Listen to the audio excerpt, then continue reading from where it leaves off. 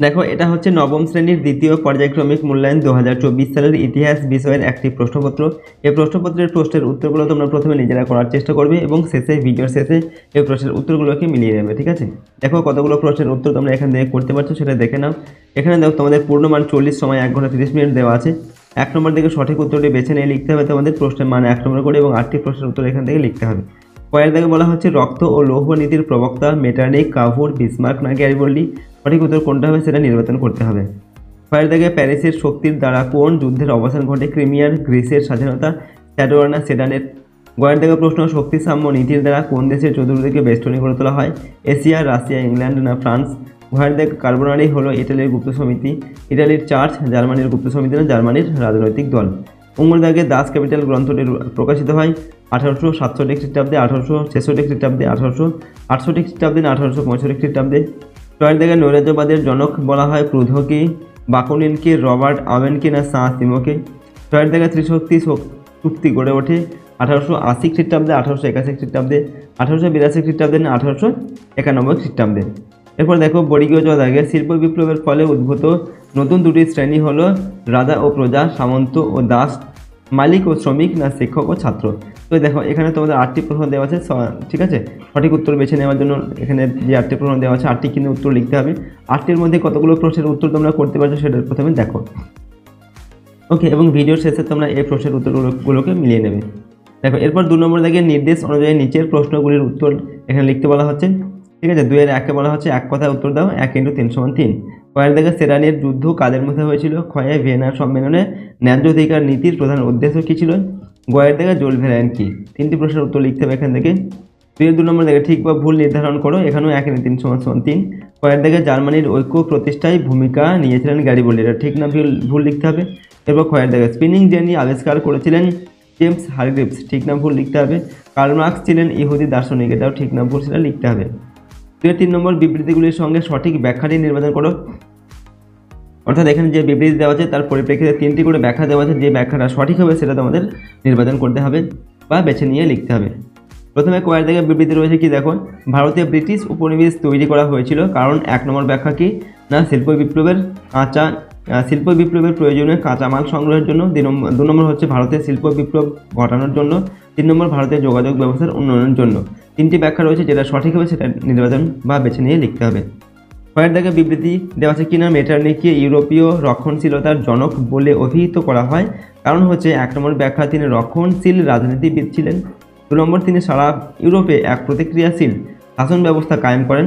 3 নম্বর হচ্ছে ইউরোপের রক্ষণশীল রাজনীতিবিদগণ তাকে রক্ষণশীলতার জনক বলে মনে করতেন।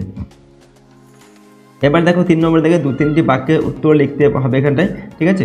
যে কোনো 4টি প্রশ্নের মান 2 করে 4 × 2 = 8 নম্বর দেওয়া আছে। কয়ের দিকে মালিক শ্রেণী কাদের বলা হয়, ঠিক আছে। কবে কাদের মধ্যে গ্যাস্টিনের সন্ধি হয়, রাষ্ট্র কথাটির উৎপত্তি কিভাবে হয়, কবে কাদের মধ্যে ত্রিশক্তি চুক্তি গড়ে ওঠে, ফ্যাক্টরির প্রথা কি।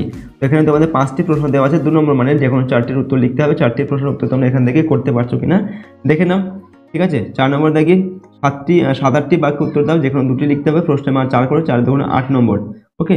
এখানে দেখো কয়ের দিকে হচ্ছে ইংল্যান্ডে প্রথম শিল্প বিপ্লব হয়েছিল কেন, ইটালির ঐক্য আন্দোলনে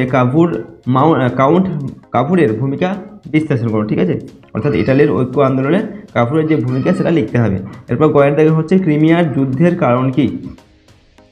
তো 3টি প্রশ্ন রয়েছে, যে কোনো 2টি প্রশ্নের উত্তর তোমাদের করতে হবে। 4 নম্বর মানে দেখো 2টি প্রশ্নের উত্তর তোমরা এখান থেকে করতে পারছো কিনা। এরপর দেখো 5 নম্বর থেকে 15-16টি বাক্য উত্তর দাও, যে কোনো 1টি লিখতে হবে। প্রশ্নের মান 8 নম্বর। কয়ের দিকে প্রথম বিশ্বযুদ্ধের কারণগুলি আলোচনা করো। কয়ের দিকে হচ্ছে জার্মানির ঐক্য আন্দোলনে বিসমার্কের ভূমিকা আলোচনা করো। কয়ের দিকে মেটারনিক ব্যবস্থার অবসানের কারণগুলি আলোচনা করো।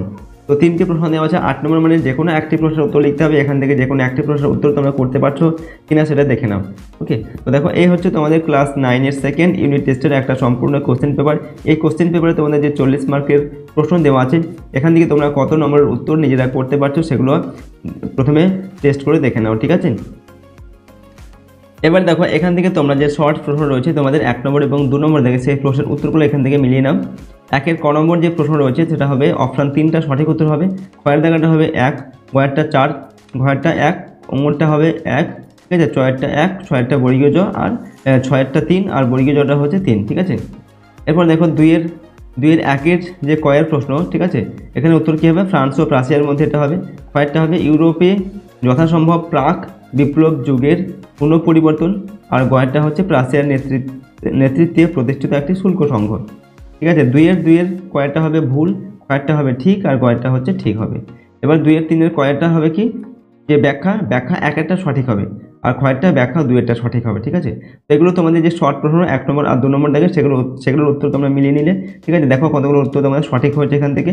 ওকে, এরপর যে বড় প্রশ্ন রয়েছে 2 নম্বর 3 নম্বর আর 2 নম্বর 4 নম্বর আর 8 নম্বর দাগের যে প্রশ্ন, 8 নম্বর মানের যে প্রশ্নগুলো রয়েছে, ঠিক আছে, এখান থেকে তোমরা সব প্রশ্নের উত্তরগুলো কিন্তু করতে পারছো কিনা সেটা দেখে নাও। ঠিক আছে, দেখো নেক্সট ভিডিওতে আমরা তোমাদের যে বাকি সাবজেক্টগুলো রয়েছে সেগুলো সম্পর্কে আমরা এরকম কোশ্চেন পেপার তোমাদের সামনে নিয়ে আসবো, সেগুলো তোমরা প্র্যাকটিস করবে তোমাদের পরীক্ষার জন্য। ওকে, যদি ভিডিওটি ভালো লাগে অবশ্যই লাইক করবে, চ্যানেল নতুন হয়ে থাকলে চ্যানেলটিকে সাবস্ক্রাইব করে বেল আইকনে প্রেস করবে, আর পিডিএফ ফাইল পেতে চাইলে সহজ ভাষণ অ্যাপটিকে ইনস্টল করে নেবে। ঠিক আছে, চলো আজকের এই ভিডিওটিকে আমরা এখানে শেষ করছি। সম্পূর্ণ ভিডিওটি দেখার জন্য অসংখ্য ধন্যবাদ।